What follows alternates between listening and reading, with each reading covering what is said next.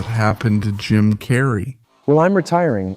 I came back to this universe movies because I bought a lot of stuff and I need money.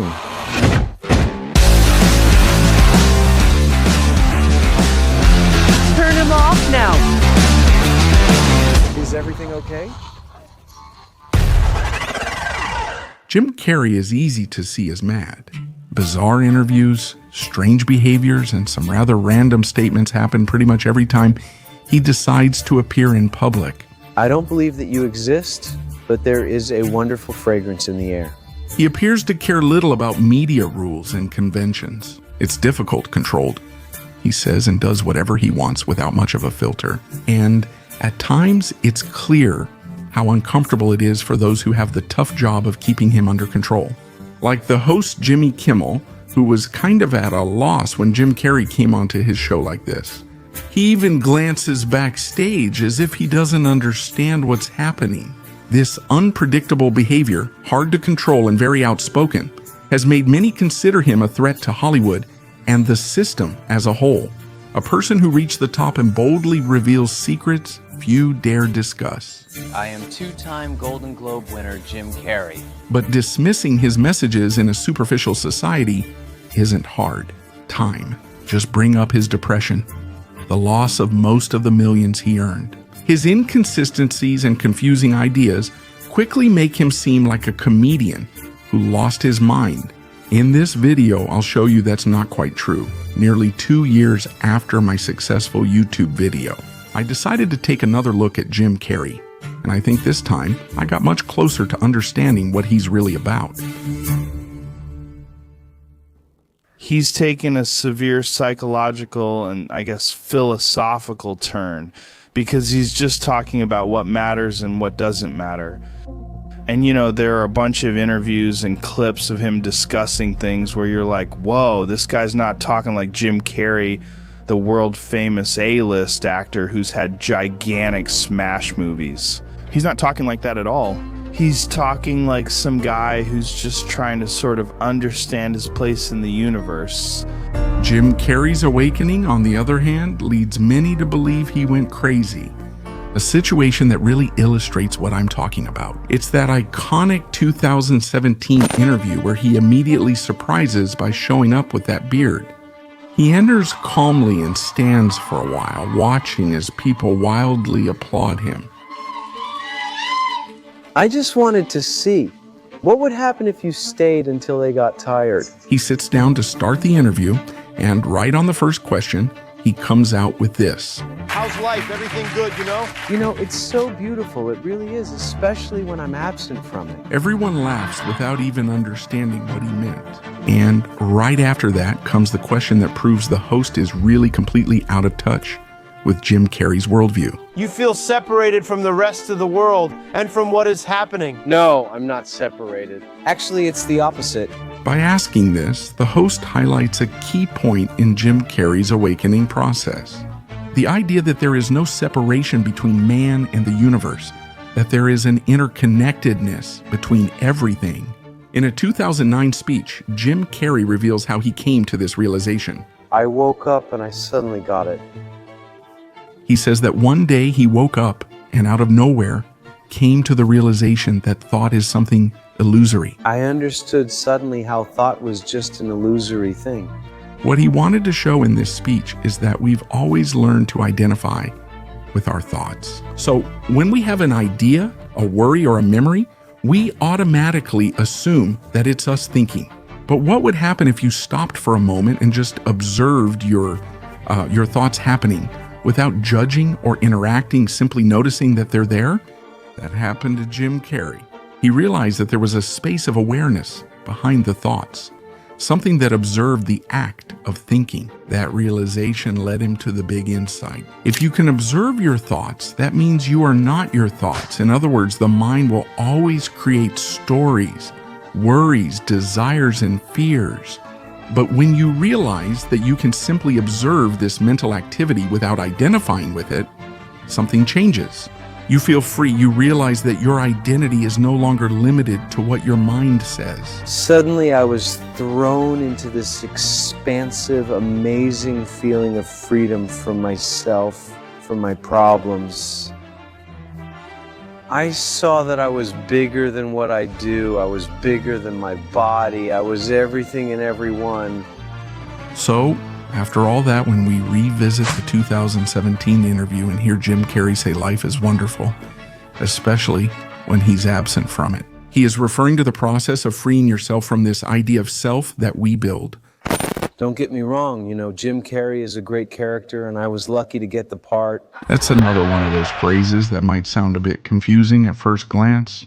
But what he's trying to say here is that the identity we know as Jim Carrey, the actor and comedian who made it to the top of Hollywood, isn't really him. That identity, just like the different characters he's played throughout his career, is just another role, a role that doesn't represent his true self. And just like an actor can finish a movie and leave the character behind, he now feels free to do that with Jim Carrey, since he no longer identifies with the name, the fame, and the life story that everyone associates with him. After all, those things don't represent who he is. I find it all so abstract. Why am I an American? Why am I Canadian? What is that? What does that mean? Someone drew a line and said, this is it? We're so much more? And we are born into a family. So we're told what our family name is. And then your parents choose a name and they say, your name will be Joel. It means the awesomeness of Yahweh, And you have to live up to that, dude. And we're counting on you not to make us look bad. And you're going to go to Harvard and you're going to be a doctor. And by the way, you're a Catholic or you're a Jew or you're, whatever you are. It's like everything is so these abstract structures that you're given and it's supposed to hold you together somehow, And I've just given them. This is the process of renouncing one's own ego. The ego is what makes us create the illusion that we are a fixed and unchanging identity. It's as if an actor believes so much in the role he's playing that he forgets it's just a temporary character. This actually happened to Jim Carrey himself when he played Andy Kaufman in Man on the Moon. The point is, once Jim Carrey let go of his ego, he saw he no longer needed the mask of being what people expected him to be, of living up to expectations, of meeting what the audience, the media, and even Hollywood itself projected onto him. By letting go of that identity, he could simply be without carrying the need to define who he is. If you've watched my series up to episode 5, you've likely noticed it focuses on essence and personality, which I explore further there. Basically, what Jim Carrey does is abandon the idea of a fixed personality to explore the multiple possibilities of our existence. For those who are interested, I'll leave a video right here on YouTube where I explain everything you need to know about the 10 episodes and more than 4 hours of content from the series. The secret to 3 dimensions. But going back to Jim Carrey, the moment when he takes his ego out of the equation, it's the moment when he is able to feel more clearly his idea that we are the universe. I was no longer a fragment of the universe. I was the universe. What this idea means is that just as a wave does not exist separate from the ocean, we also do not exist separate from the whole. We are just momentary expressions of the universe. Expressions of a common force that moves everything. The entire universe, all of creation is an improvisation, You just have to accept it, go with it, have fun, and try to surf it. Sometimes you feel on top, other times you fall, but you keep getting up. Our fundamental mistake is to believe that we are independent entities, as if we were loose in this world, trying to find a purpose or a place to belong. This view is limited because it ignores an essential factor. Everything is interconnected. The air we breathe, the gravity that keeps us grounded, even the very consciousness we have. All of this is part of a greater flow, and we are merely temporary manifestations of that flow. The ego, however, convinces us otherwise. It makes us believe we are someone with a name, a unique story, and an existence separate from everything around us. It's the ego that builds the feeling that there's a self in here and a world out there, completely separate. That's Jim Carrey's reasoning in that iconic interview, once again making everyone laugh without them understanding his point. I used to be a guy who was experiencing the world, and now I feel like the world and the universe are experiencing a guy. The funniest thing about all this is that people are so attached to the idea of a fixed personality that they burst out laughing without even understanding what he's talking about. It's like they're thinking he's a comedian, this must be funny. And Jim Carrey seems to play with this situation. Life for him is a play. Sometimes he's joking, sometimes serious, and sometimes it's hard to tell his real intention. And the point is, he doesn't care at all about what people are going to think. He's simply letting out all the complexity he has inside himself, without caring about the image he's building after all. That image is something that people and superficial media are going to create, but he doesn't see any value in that anymore.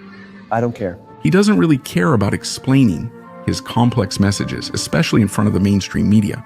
He often speaks in a very offhand way without much explanation. Only those willing to go further or explore his ideas deeply can interpret them properly. I see Jim Carrey's message as a criticism of everything that is superficial. He has become a kind of messenger of the universe who acts inconsistently and unpredictably, but always draws our attention to the empty things we let ourselves be consumed by. I wanted to find the most meaningless thing that I could come to and join, and here I am.